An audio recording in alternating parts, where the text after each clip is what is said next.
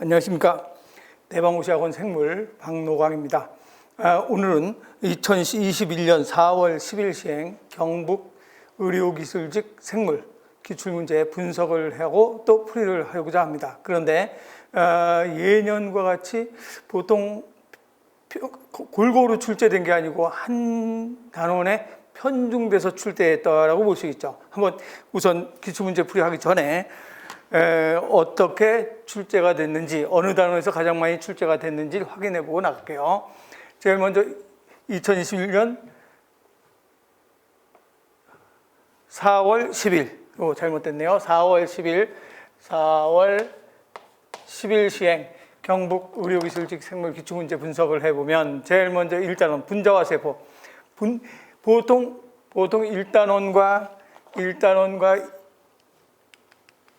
2단원, 5단원 여기가 가장 출제 빈도가 가장 높은 단원. 그래서 이 세 단원에서 거의 80% 이상이 출제돼서 거의 대부분 5문제 정도 또는 뭐 6문제, 5문제 이렇게 출제됐는데 이번엔 분자와 세포에서 9문제씩이나 출제가 됐어요. 1번부터 9번. 이거는 번호가 실제로 출제된 문항 번호가 아니고 제가 순서대로 우리 하이클래스 생물에 있는 순서대로 해서 번호를 매겨봤어요. 번호를 배열을 했어요. 15번에 뭐가 나왔는지 그건 학생들의 기억을 바탕으로 복원한 문제이기 때문에 문제 순서와는 관계없이 내가 교재 순서대로 했어요. 그래서 1번부터 9번까지 분자와 세포 9문제, 거의 50%죠. 45%가 출제가 됐고, 가장 많이 출제된 유전학과 동물의 구조와 기능 합해서 5문제밖에 출제가 안 됐어요. 겨우 25%밖에 출제가 안 된 거죠. 실제로는 이게 한 5-6문제 출제될 텐데, 그래서 한쪽에서 분자와 세포에서 편중돼서 출제가 되었다. 그런데 그 중에서도 우리가 분자와 세포에서 앞부분이 생화학 부분인데 생화학에서 3문제나 출제가 됐어요. 그러니까 생화학에서 보통 한 문제 정도, 뭐 아미노산, 단백질, 탄수화물 이런 데서 한 문제 정도나 출제가 될까 말까 했었는데 이번엔 3문제가 출제가 됐고 나머지 6문제가 세포 단원하고 광합성, 호흡, 신호전달 이런 거에서 출제가 됐던 거죠. 그래서 이번 경북 문제는 편중돼서, 단원에 편중돼서 출제가 됐다 이런 생각이 들고, 나머지는 거의 작년하고 비슷한 수준으로 출제가 됐어요. 비슷하다보다 조금 더 쉬울까요? 작년보다? 그래서 작년보다 약간 쉽다는 느낌으로 출제가 됐는데 딱 한 문제가 너무 지엽적인 문제에서 출제됐죠. 원숭이, 뭐 여우 원숭이, 긴 팔 원숭이, 보노보 원숭이 해서 원숭이 중에서 호모사피엔스와 유연관계가 가장 먼 것을 찾으시오. 이건 조금 지엽적인데 그래도 하이클래스 생물 교재는 있어요. 나중에 문제 풀 때 해줄 텐데 우리 교재에 원원류, 진원류 해가지고 여우 원숭이, 긴 팔 원숭이 또는 보노보 원숭이, 침팬치 이런 걸 쭉 배열해서 나열해서 출제가 기술대에 있어요. 그래서 하이클래스 생물이 이번에도 20문제 전체 다 적중을 했다라고 볼 수가 있죠. 그래서 한번 이제 쭉 들어가 볼까요? 제일 먼저 셀룰로즈에 대한 설명으로 옳은 것은 어떤 것인가 그랬어요. 그러면 셀룰로즈, 탄수화물의 몇 당류가 다당류가 되죠. 다당류의 녹말, 글리코젠, 셀룰로즈, 섬유소, 셀룰로즈, 또 키틴. 이게 다당류인데 이 중에서 셀룰로즈에 대한 설명 그랬어요. 그럼 알파-1,4 그리코사이드가 요거는 알파-1,4지만 셀룰로즈 키틴은 베타-1,4 포당으로 구성이 되어 있죠. 그래서 알파-1,4 결합이다 아니죠. 또 지구에서 가장 많은 유기화합물이다. 셀룰로즈 우리 수업 시간에 설명했어요. 우리가 눈에 보이는 거 전부 다 셀룰로즈예요. 나무 이런 거, 종이. 여러분들 지금 뭐 보고 있어요? 책 보고 있죠? 책 보기는 종이 이런 거 다 식물 갖고 만든 거잖아요. 식물의 세포의 주성분이 뭔가 셀룰로즈. 그래서 우리 수업 시간에 우리 눈에 보이는 게 전부 다 이 벽지 이런 것들 전부 다 종이잖아요. 나무, 여러분들이 나무 위에 책상에서 공부를 하고 있어. 거기다 책을 놓고 공부를 하고 있어요. 연필도 나무.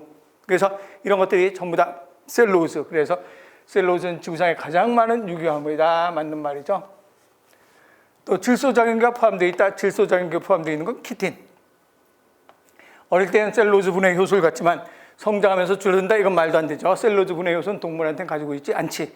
그래서 소가 분해할 수 있는 건 소의 살고 있는 소의 장 속에서 서식하고 있는 미생물 때문에 분해할 수 있는 거죠. 그래서 어리거나 성장하거나 셀룰로즈 분해 요소는 없다. 그래서 맞는 건 몇 번 돼야 되는가? 2번이 돼야 되겠죠. 별로 어렵지 않게 출제가 됐던 문제고,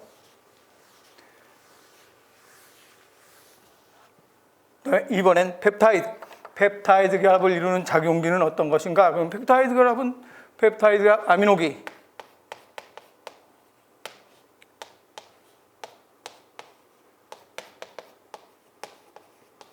가장 일반적인 일반식이죠. 그럼 NH2에 COH, 그럼 여기서도 또 NH2, CrH, COOH, 펩타이드 결합. 그러면 카복식이에 수소하고 NH2에 H, NH2니까 NHH나 마찬가지죠. 그래서 여기에서 수소, 그래서 여기서 OH와 이게 빠지면서 결합하는, 물 빠지면서 결합하는 무슨 축합이라고 했는가? 탈수 축합이라고 얘기를 했어요. 그래서 무슨기와 무슨기 사이가 되는가? 카복식이와 아미노기 사이에서, 그래서 아미노기와 카복식이 사이에서 결합하는 탈수 축합이다라고 얘기하죠. 그래서 카복식이와 아미노기 사이에서 결합하는 탈수 축합이 바로 펩타이드라 그런 거 아니죠. 그래서 작용기는 아미노기와 카복식이다라고 얘기하고, 그 다음에 알파나선 구조를 하고 있는 단백질에 대한 설명을 옳은 것은 어떤 것인가 그랬어요. 알파나선 구조, 그럼 단백질이 몇 차 구조인가? 2차 구조. 그러면 DNA 유전 정보에 의한 아미노산 배열 순서, 요거는 2차가 아니라 1차 구조라고 해야 되죠. 그래서 DNA 유전 정보의 아미노산 배열 순서, 즉 한마디로 그냥 아미노산이 쭉 배열된 순서, 유전 정보의 배열 순서 1차 구조. 그래서 틀렸고, 이번에 아미노산의 폴리펩타이드 골격이라는 말은 곁가지가 아닌 이 소리죠. 곁가지가 아닌 폴리펩타이드 골격에서 무슨 결합하고 있는가? 수소 결합을 하고 있는 2차 구조, 알파나선 구조와 베타 병풍 구조다라고 하죠. 그래서 이러한 섬유성의 단백질이다. 2번이 맞는 말이죠. 그래서 폴리펩타이드 골격이라는 말은 곁가지가 아닌 폴리펩타이드 골격. 그래서 2번이 2차 구조 맞는 말이고, 그다음에 3번은 곁사슬 간의 상호작용. 곁사슬 간의 상호작용하면 뭐가 되는가? 그러면 만약에 소수성 곁사슬, 비극성이라고 쓸까요? 비극성 곁사슬은 소수성 상호작용에 의한 무슨 인력인가? 반대 발생 인력이라고 얘기하고, 왜 극성 격가지 사이에서는 무슨 결합하는가? 수소 결합. 또 전하를 띤 격가지, 이것도 극성이죠. 이건 전하를 띠지 않은 극성, 전하를 띠어도 마찬가지고, 전하를 띤 격끼리 사이에서는 양전하와 음전하 사이에 이온 결합. 또 시스테인, 아미노산 이황화 결합. 이런 것들이 전부 다 곁사슬 간의 상호작용이죠. 총체적인 형태이다. 이거는 몇 차 구조가 되는가? 3차 구조가 돼야 되죠. 여기는 알파나선 구조는 몇 차 구조가 되는가? 2차 구조. 알파나선 베타 병풍 구조죠. 그래서 이건 3차 구조니까 3번 틀렸고, 4번은 소수성 상호작용, 이건 3차 구조인데 뒤에 뭐 나선 구조, 이거하고는 관계가 없죠. 앞뒤가 안 맞죠. 그래서 맞는 건 2번 돼야 되겠죠. 그래서 알파나선 구조. 이렇게 해서 제일 먼저 셀룰로즈 나왔죠. 아미노산의 결합 나왔죠. 단백질의 결합, 펩타이드 결합, 그 다음에 단백질 알파나선 구조. 그래서 탄수화물, 단백질 이렇게 세 문제나 생화학에서 출제가 됐어요. 좀 편중돼서 출제가 됐던 거죠. 그래서 1, 2, 3번 이렇게 해서 알아봤고, 그 다음에 다음 세포 소기관 중에서 수송소낭을 이용하는 것은 어떤 것인가 그래서요. 그러면 수송소낭을 이용하는 것 하면 우리 소포체에서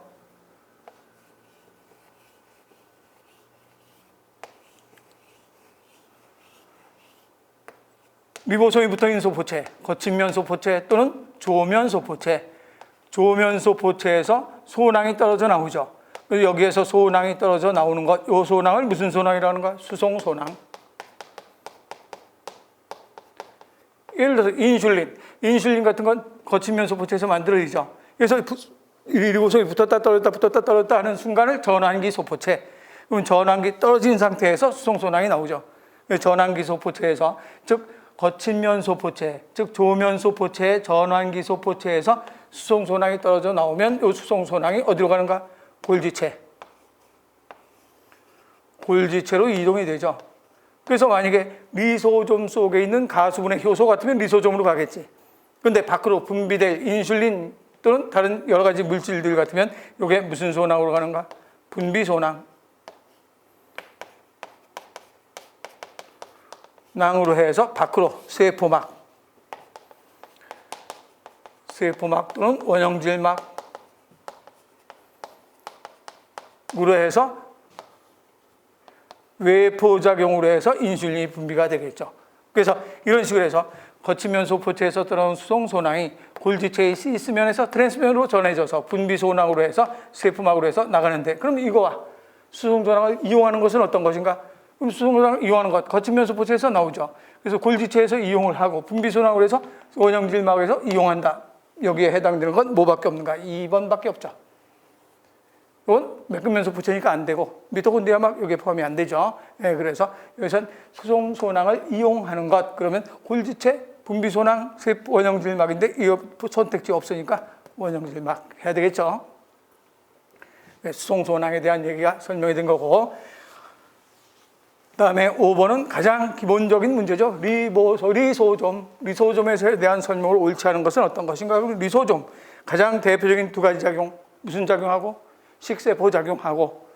리소좀은 식세포 작용을 하고 또 무슨 작용하는가? 자가소화 작용을 하죠. 손상된 세포 내 소기관을 소화시키는 소화작용. 그럼 리소좀은 양성자 펌프를 가지고 있다. 그래서 내부를 무슨 성으로 유지하는가? 산성으로 유지하죠. 내부를 산성으로 유지한다. 그래서 양성자 펌프를 가지고 있어서 수소이온을 계속 받아들이죠. 받아들여서 내부를 산성으로 유지하니까 리소좀 속에 있는 효소는 산성 조건에서 작용을 잘하죠. 이번에 일부의 리소좀이 파괴돼서 리소좀 속에 효소가 새어나오면 세포가 파괴될 정도는 일부가 아니라 다량이라고 했죠. 내가 수업 시간에 뭐 갖고 설명했냐면 올챙이 꼬리가 없어지는 건 다량의 리보솜이 한꺼번에 파괴가 되니까 나와가지고 거기 있는 그 효소들이 꼬리에 있는 세포들을 분해해서 꼬리가 점점 없어진다 그랬어요. 그런데 일부가 파괴된다 하면 리소좀의 효소가 새어나와도 세포질은 무슨 성인가? 중성. 세포질은 중성이기 때문에 산성 조건에서 작용하는 효소는 작용하지 못하죠. 그래서 리소좀의 일부가 파괴돼서 일부의 리소좀이 파괴돼서 나와도 세포가 파괴될 정도는 아니다. 그럼 어떨 때 세포가 파괴되는가? 다량의 리소좀이 파괴돼서 다량의 효소가 나오면 작용할 수가 있다는 소리죠.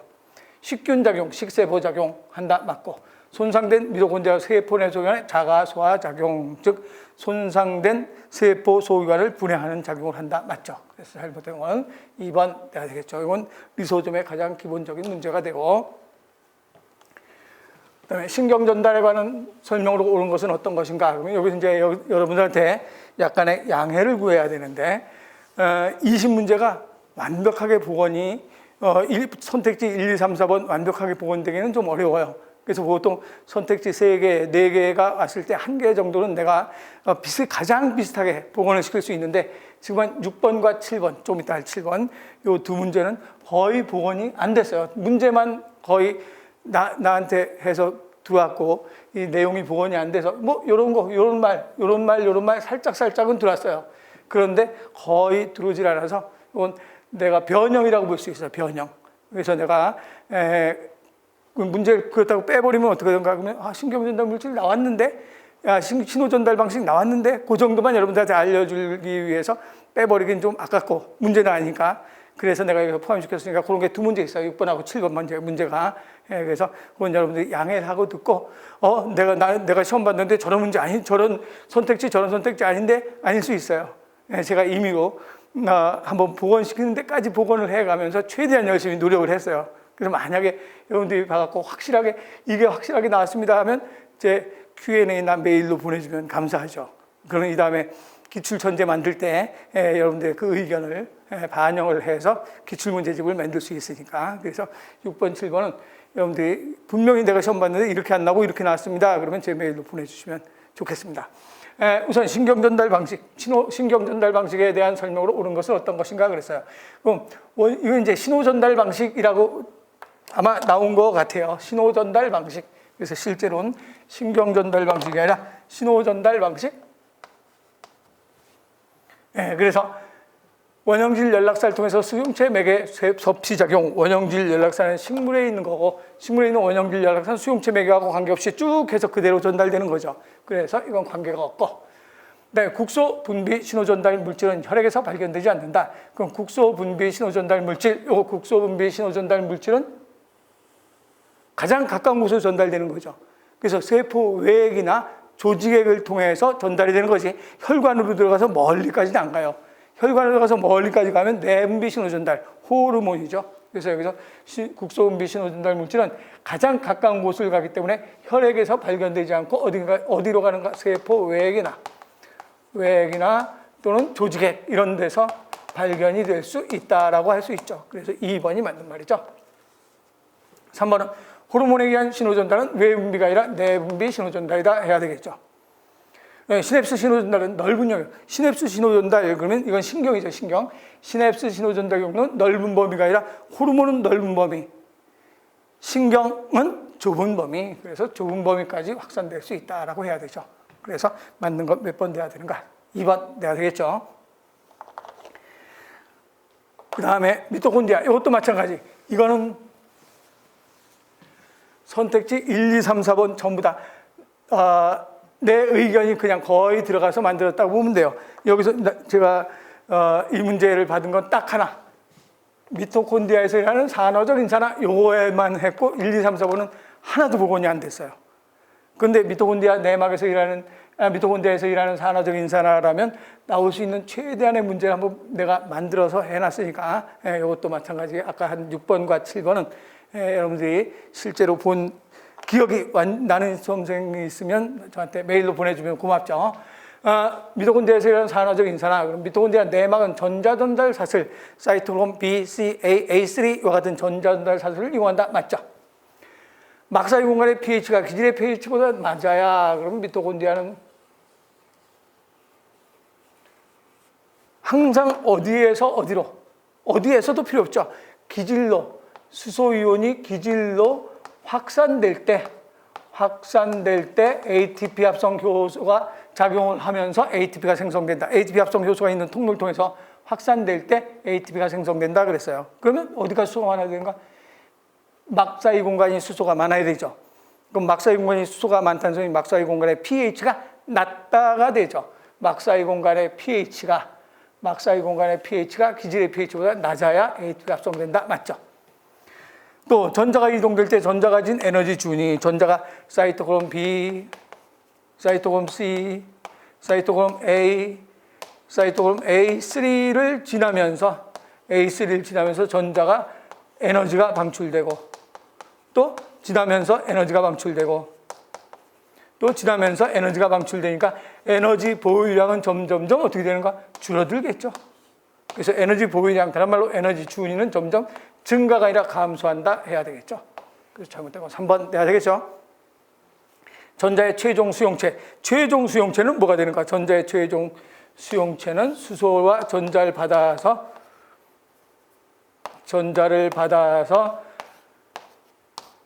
2O를 만들어내죠. 누가 받는가? 산소. 그래서 전자의 최종 수용체는 뭐이다라고 하는가? 산소이다. 그래서 산소가 전자 체력이 가장 크다. 이거 누누이 설명했던 거죠. 그래서 거의 미토콘드리아 산화적 인산화 그러면 요 정도에서 출제됐지 않았을까 해서 제가 이 의미로 한번 만들어 봤어요. 그래서 요 6번, 7번은 그렇다는 거 여러분들이 이해를 해주고,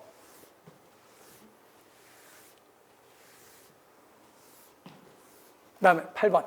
문제를 내가 만들면 만들죠.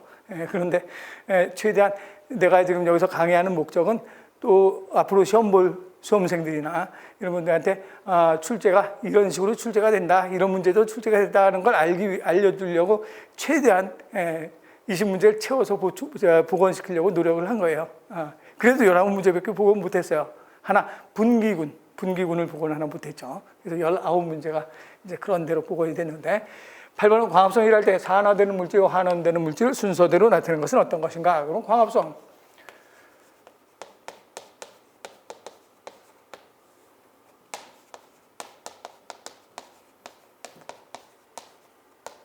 광합성 반응식이죠.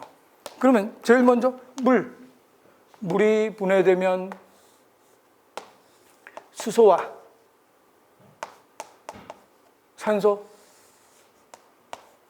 분해되고, 그래서 물의 광분해가 일어나면 이산화탄소가 포도당과 물을 만들어내는데, 이때 이 C 6개 맞고, O는 12개, O 6개 맞고, 그런데 H가 12개, 몇 개 있어요? 24개의 수를 받아야 되겠죠. 그래서 반응이 일어나죠. 그렇다면 이산화탄소는 수소를 받았으니까 뭐 됐다라고 하는가? 환원됐다. 그럼 하나가 환원됐으면 수소를 준 놈은 누군가? 물이 수소를 줬죠. 그래서 물은 수소를 버렸으니까 산화됐다. 그래서 물은 산화됐고 이산화탄소는 환원됐다. 그러면 산화되는 물질과 환원되는 물질 순서대로 그랬으니까 산화되는 건 물, 환원되는 건 이산화탄소, 산화되는 건 물, 환원되는 건 이산화탄소. 3번 돼야 되겠죠? 네, 그래서 산화 환원에 관한 문제가 나왔고, 광합성 나왔으면 호흡한 문제 나올 만한데 광합성에서 2문제가 또 출제가 됐어요. 그래서 그 다음 문제 9번 문제도 마찬가지. 켈빈회로 이산화탄소가 포도당으로 되는 거니까 합성이죠, 합성. 그럼 이산화탄소가 포도당으로 합성이다? 합성은 동화작용이에요, 동화작용. 그 켈빈회로는 동화작용이니까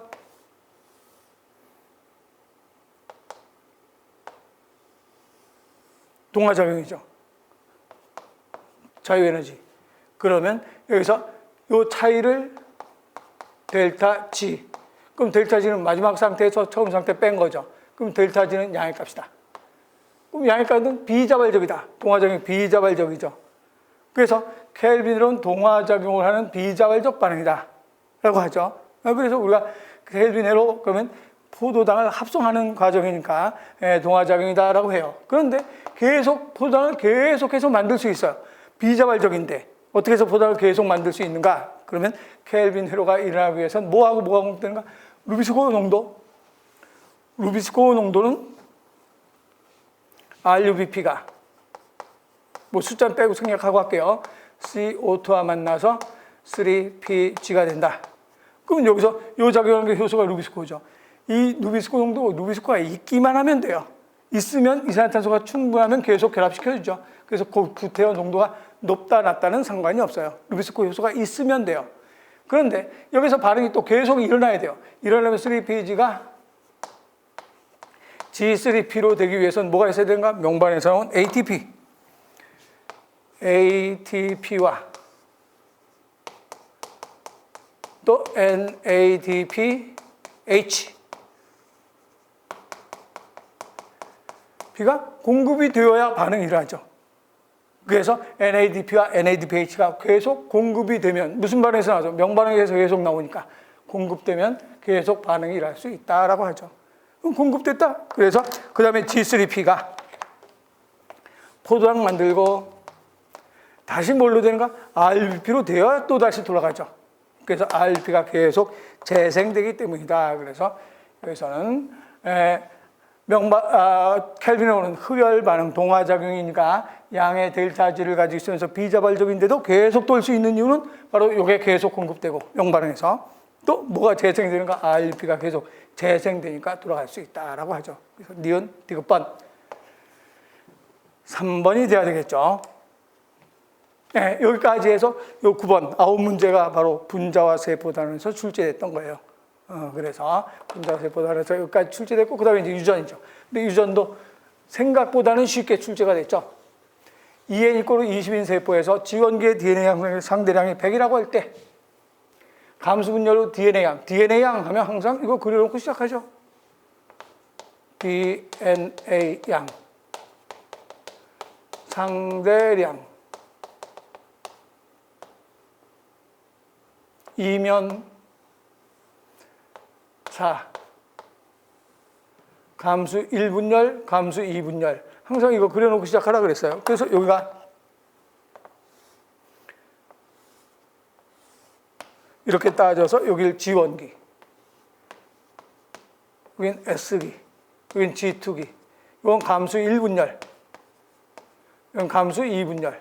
이렇게 됐죠. 그러면 문제에서 물어본 것 G1기의 DNA 상대량이 100이다 그랬어요. 그럼 G1기의 DNA 상대량, 여기가 100이에요. 그럼 여긴 200이겠죠. 그럼 여기를 상대량이니까 여기를 100이라고 한다면 여긴 200이에요. 그런데 감수 1분열 후에 하나의 DNA, 감수 1분열 후, 그러면 감수 1분열, 그럼 M1, 여기 얘기하는 거네요. 이 자리. 여기의 DNA 양은 얼마인가? G1기가 100이면 감수 1분열 후에도 이 자리의 DNA 양은 얼마인가? 그대로 100이 되겠죠. 그래서 DNA 상대량은 얼마가 되는가? 100 하면 돼요. 만약에 감수 2분열 후, 그러면 50이 되겠지. 근데 감수 1분열 후니까 100이라고 하면 되겠죠. 여기서 얘는 20 필요 있나? 이건 DNA 양만 물어본 문제이기 때문에 염색체 수는 전혀 관계가 없어요. 그래서 이건 관계 없는 내용. EN이 20이거나 EN이 10이거나 EN이 46이거나 문제에는 아무 상관이 없다가 되죠. 그래서 100이라고 해야 되겠고. 세포 예정사. 세포 예정사에 대한 설명을 옳지 않은 것은 어떤 것인가? 그러면 연쇄적으로 주변 조직 세포가 파괴돼서 주변에 염증을 일으킨다?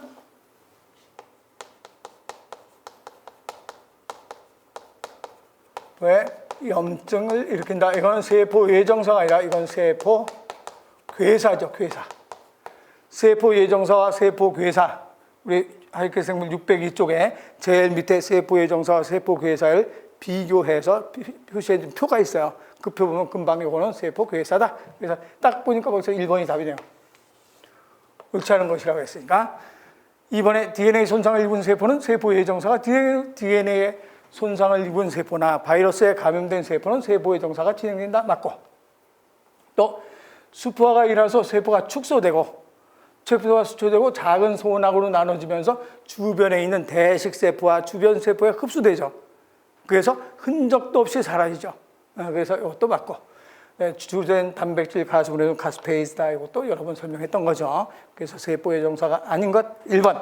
1번은 세포 예정사가 아니라 세포 괴사라고 한다라고 얘기하죠. 그래서 이것도 뭐 어렵지 않게 나왔던 출제됐던 문제고. 다음 유전체학을 연구 설명한 것 중에서 내용 중에서 옳은 것은 어떤 것인가? 그러면 유전체 제국은 비암호화 서열이다. 유전체에서 우리가 실제적으로 기능을 하는 유전체는 사람의 경우 약 1.5%밖에 안 된다 그랬어요. 그럼 나머지 98.5가 비암호화 서열이다. 그래서 1번 맞고, 2번에 유전체의 크기, 수, 모양은 옳은 것이니까 벌써 1번 맞네요. 1번이 답은 나왔네요. 바로. 근데 2번에 유전체의 크기, 수, 모양은 생물의 크기와 연관성이 없다. 유전체의 크기. 사람의 유전체의 크기는 몇 억 쌍이라 그랬어요. 30억 쌍의 염기로 되어 있다 그랬어요. 30억 개의 염기쌍으로 되어 있다. 그러면 덩치가 큰 사람이나 덩치가 작은 사람이나 모든 사람은 약 30억 쌍의 유전체를 가지고 있다. 염기를 가지고 있다. 그러니까 크기와 관련이 없다가 되죠. 많이 보던 문제 같죠? 네, 이건 서울시에서도 한번 2년 전인가 출제가 됐던 문제예요. 우리 하이크 생물 제일 뒤에 기출문제 보면 나와 있어요. 그래서 크기와 연관성이 없다. 또 고세균의 유전체의 크기. 세균. 고세균과 세균은, 고세균은 나머지 여러 면으로 진핵생물과 유사한 점이 많다 그랬어요. 근데 여기는 유연한 점을 물어본 게 아니라 유전체의 크기를 물어본 거예요. 그럼 고세균의 유전체의 크기? 세균은 200만이나 세균의 유전체 뭘로 보면 되는가? 염기수를 보면 돼. 염기는 200만에서 한 500만 베이스 페어. 그래서 세균의 유전체는 200만에서 500만 베이스 페어다. 그러면 이거는 세균 또는 고세균, 즉 원핵생물이라고 할까요? 원핵생물 하면 누가 다 포함되는가? 세균이나 고세균. 유전체 크기는 200만에서 500만 베이스 페어가 돼요. 염기쌍이죠. 그런데 사람의 유전체는 몇 억쌍이라고 했어요? 30억 베이스 페어라고 했어요. 그러면 여기선 세균, 고세균, 사람과 전혀 멀죠. 그래서 세균의 유전체 크기는 고세균의 유전체 크기나 세균의 유전체 크기는 비슷하고 진핵생물과는 전혀 아주 작은 양을 가지고 있다라고 하죠. 그래서 이것도 틀렸고. 영장류의 짧은 박복수 ALU인자가 경기에서도 한번 나왔더니 또 나왔잖아요. ALU인자는 그대로 반복 서열이죠. 아무런 관계가 없는 단백질 정보를 가지고 있지 않는 그냥 반복 서열. ALU. 우리 교재 기억나죠? 네, 그래서 ALU, 우리 교재 여기 ALU 반복 서열 나와 있어요. 그래서 단백 정보를 갖지 않는다 해야 되죠. 그래서 유전체에 관한 정보는 맞는 말은 어떤 것인가? 1번 돼야 되겠죠. 유전체가 요즘 자주 출제가 되니까 여러분들이 앞으로 공부하면서 유전체에 대한 설명이나 내용이 나오면 좀 많이 더 신경 써서 봐두세요. 유전체가 앞으로도 계속 많이 나올 확률이 높아요. 이거 봐두고. 그 다음에 이건 아주 쉽게 나온 거죠.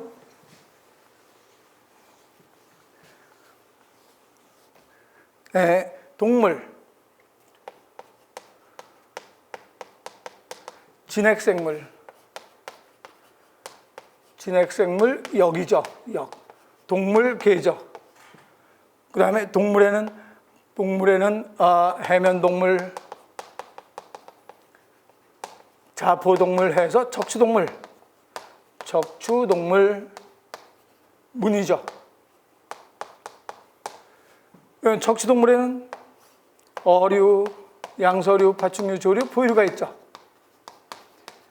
양서류, 파충류, 조류, 포유류는 강이 되죠. 강. 그러면 여기서 양서류, 파충류, 절지동물 문 중에서 곤충류, 강. 그래서 이것들에 전부 다 속하는 문은 어디에 분류 계급은 어디에 속하는가? 강에 속한다라고 해야 되겠죠. 그래서 강이라고 하고. 그다음에 요거를 복원을 못 시켰어요. 분기군 기억 알죠?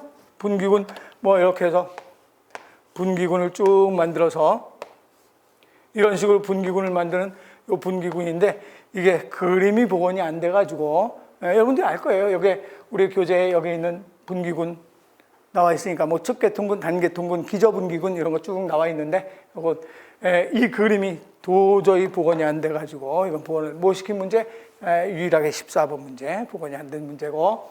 그 다음에 이게 내가 아까 얘기했던 아주 지엽적으로 출제가 됐던 호모사피엔스와 유연관계가 가장 먼 것은 어떤 것인가? 그러면 호모사피엔스와 유연관계가 가장 먼 것, 그럼 호모사피엔스 하면 어디에 속하는가? 포유류죠. 포유류.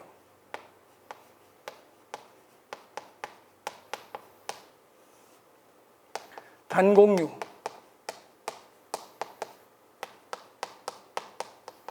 유대류, 태반류, 진수류라고도 하죠. 단공류의 오리나 오리, 유대류의 캥거루. 여러분들이 알고 있는 대표적인 거 하나씩만 쓸게요. 캥거루. 그 태반류의 원원류와 진원류. 이렇게 해서 구별해서 원원류에 어떤 게 있었는가 하면 여우원숭이,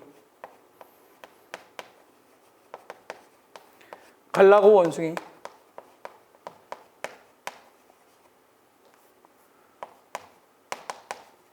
안경원숭이, 그 진원류의 긴팔 원숭이, 침팬치, 고릴라, 사람. 이렇게 해서 760쪽의 표에 나와 있어요. 그럼 이 중에서 호모사피엔스와 가장 가까운 것, 먼 것, 그랬어요. 호모사피엔스, 사람이죠. 그럼 가장 먼 것, 그러면 진원류가 아닌 거 찾아야 되죠. 그럼 진원류에 긴팔, 침팬지, 고릴라, 사람 이런 게 나와 있으니까 이게 아닌 것 그러면 여우원숭이나 갈라고, 안경원숭이 찾아야 되겠죠. 그래서 여우원숭이, 갈라고원숭이, 안경원숭이, 그래서 여우원숭이가 되죠. 보노보 원숭이도 여기에 포함돼요. 진원류에. 예, 그래서 여우원숭이, 이것만 한번 조금만 여러분들이 눈여겨봤으면 이 정도는 금방 풀 수 있던 문제인데, 그래도 조금 지엽적인 건 나도 긴가민가 설마 이게 나올 수 있을까 하고 교재에는 넣어놨지만 이렇게까지 나올 줄 몰랐는데 이 경북에서 꼭 이런 거 하나씩 문제가 출제가 돼요. 작년에는 경북에서 크리스퍼 캐스9 시스템, 네, 그게 한번 출제가 됐잖아요. 네, 그래서 경북에서 아주 최근에 노벨상 받은 그 문제가 출제된 게 바로 경북이에요. 올해도 이렇게 지엽적인 문제가 출제가 됐지만 그래도 하이크의 생물을 한번 쭉 읽어본 수험생이라면 충분히 풀 수 있었다라고 생각을 해요. 다음 16번, 다음 중에서 항체. 항체의 기능 중 중화 반응에 대한 설명으로 옳은 것은 어떤 것인가 그랬어요. 그럼 중화 반응은 우리 에이즈 바이러스 갖고 설명했죠. 이게 당단백질, 인식하는 단백질이죠. 이 바이러스. 이게 숙주세포.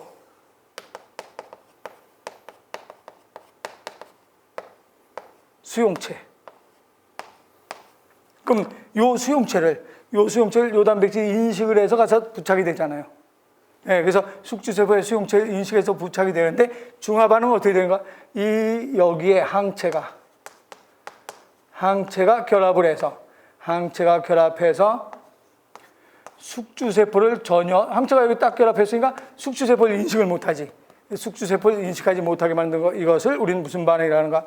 중화 반응이다 그랬죠. 그러면 여기서 대식세포의 식세포 작용을 촉진한다. 이거는 이 항체의 기능은 중화, 응집, 침전, 보체의 활성화. 이게 항체의 기능인데 이 네 가지 다 대식세포의 식세포 작용을 촉진하는 거니까 꼭 중화 반응에 대한 설명이라고 했기 때문에 이거는 중화가 아니라 모든 항체의 설명에 해당되니까 1번은 답으로 하기가 애매하죠. 2번엔 바이러스 표면에 존재하는 단백질에 부착을 해서 숙주세포에 침투하지 못하게 한다. 2번이 답이 돼야 되겠죠. 이게 중화 반응. 이건 전부 다 이게 옵소인 작용이에요. 옵소인 작용은 이게 전부 다 옵소인 작용할 수 있다라고 하는 거죠. 보체 활성화는 여기 들어가죠. 보체 활성화. 항원 결정 부위에 결합해서 항원 부위를 연결시킨다. 뭐에 들어가는가? 응집. 그래서 여기선 중화 반응에 해당되는 것, 그러면 2번이 돼야 되겠죠. 중화 반응이라고 얘기하고 항체의 기능 중에서 중화 반응에 대한 설명.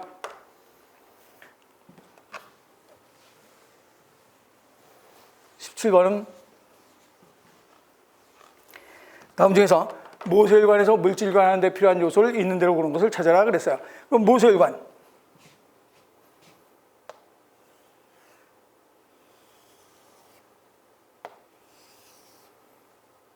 이게 모세혈관 벽이죠. 세포. 좀 더 굵게 그릴게요. 모세혈관을 이루는 세포예요. 세포.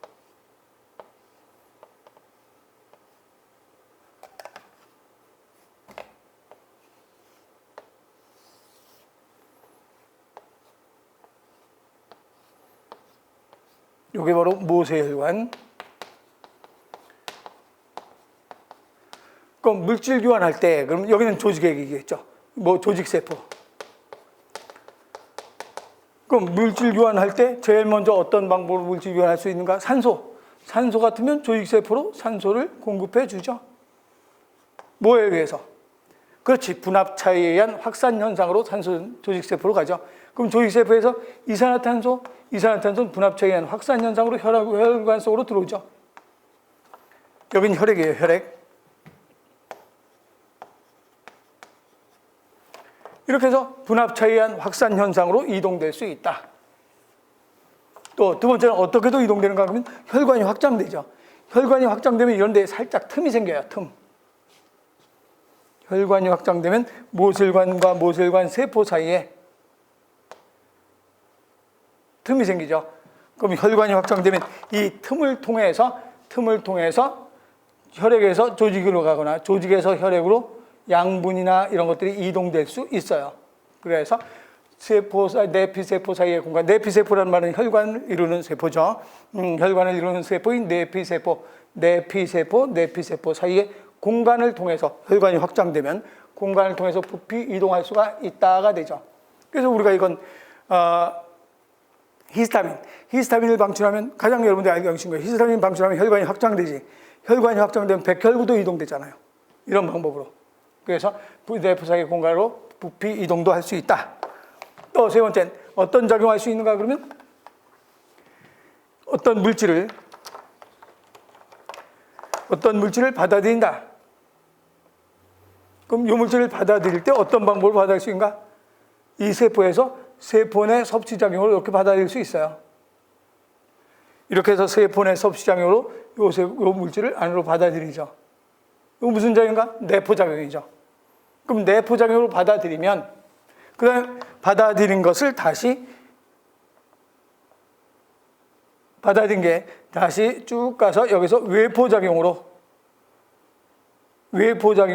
혈관 속으로 들여보낼 수도 있다 이 말이에요. 그래서 내포작용으로 받아들인 걸 외포작용, 세포의 배출작용으로 혈관 속으로 들어갈 수 있고 또는 반대로 될 수 있어요.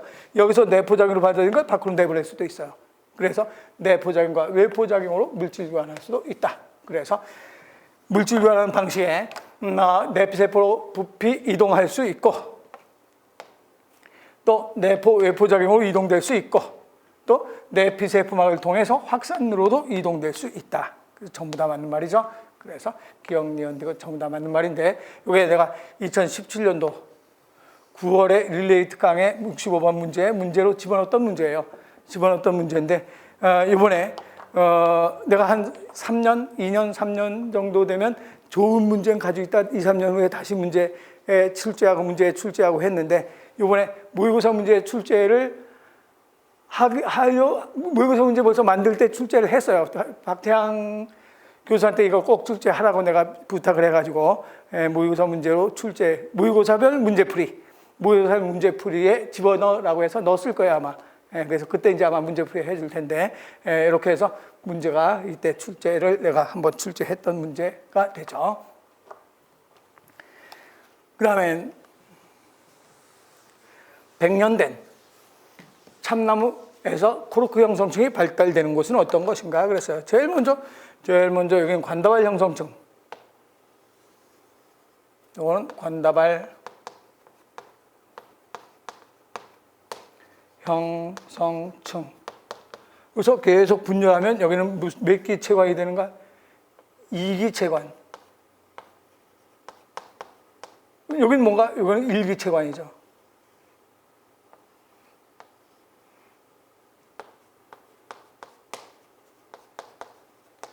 여기 뭐가 되는가? 피층이죠, 피층. 그래서 피층에서 뭐가 형성되는? 코르크 형성층이 만들어지죠. 그래서 코르크 형성층이 만들어지면서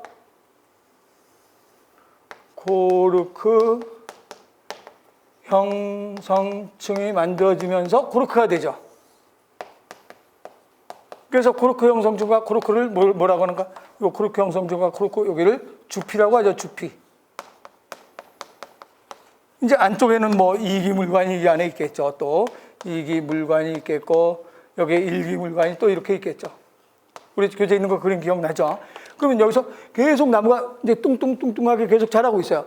자라면 뭐는 밀려나가는가? 코르크 껍질이 벗겨져 나가죠. 코르크 껍질이 벗겨져 나가면 코르크 형성층이 계속 만들어져야 될 거 아니에요. 어디서 만들어져요? 피층에서 만들어져요. 피층에서 코르크 형성층을 계속 만들면서 벗겨져 나가요. 그러면 이 일기체관도 어떻게 되는가? 일기체관도 계속 밀려서 밖으로 나무가 계속 뚱뚱뚱뚱 굵어지니까 일기체관까지도 벗겨져 나가요. 그럼 이게 벗겨져 나갈 정도가 됐으면 어떻게 되는가? 어느 정도 됐는가? 100년 정도 됐어요. 그럼 100년 됐다는 소리는 일기체관까지 다 벗겨져 나갔다는 소리예요.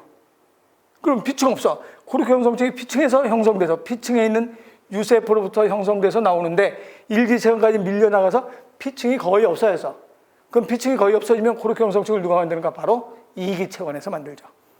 그래서 피층의 조직이 거의 없어지면 코르크 형성층은 피층의 유세포에서 만들어지다가 피층 조직이 거의 없어지게 되면 무슨 체관에서 만들어지는가? 이기체관에서 코르크 형성층을 만들어서 계속 밀려나가면서 계속 코르크는 만들어지는 거죠. 그래서 100년 됐다 그러면 이제 피층이 거의 없어진 거예요. 피층이 거의 없어졌으니까 어디서 만들어야 되는가? 이기체관에서 만들어낸다라고 해야 되죠. 우리 알케생물 790쪽에 C번, 제일 위에 C번 있어요. C번에 그대로 나와 있어요. 피층에 있는 유세포가 거의 없어지면 이기체관에서 코르크 형성층이 만들어진다, 형성된다 이렇게 해서 나와 있던 그 내용이에요. 변제, 심제는 알죠? 요 물관 안쪽에 있는 거. 그래서 제일 안쪽에 있으면 심제, 물관 주변의 이기물관은 무슨 제가 되는가? 변제가 된다 이렇게 얘기하는 거죠. 그래서 변제, 심제 다 이 페이지에 나와 있어요. 변제, 심제, 관다발 형성증 다 790쪽에 나와 있는데 특히 C번에 체관에서 코르크 형성증이 형성된다라고 설명이 되어 있죠. 그래서 나중에 한번 찾아보세요. 알케생물 찾아서 다시 한번 확인해보고 이미 뭐 시험을 봐서 합격했으면 뭐 이거 확인해 필요 없죠. 그런데 이제 앞으로 생물 시험 보려고 공부 중인 우리 수험생들은 꼬박꼬박 한번 하나씩 찾아가면서 알케생물 공부하면 전부 다 나오는구나 하는 걸 알 수 있을 거예요.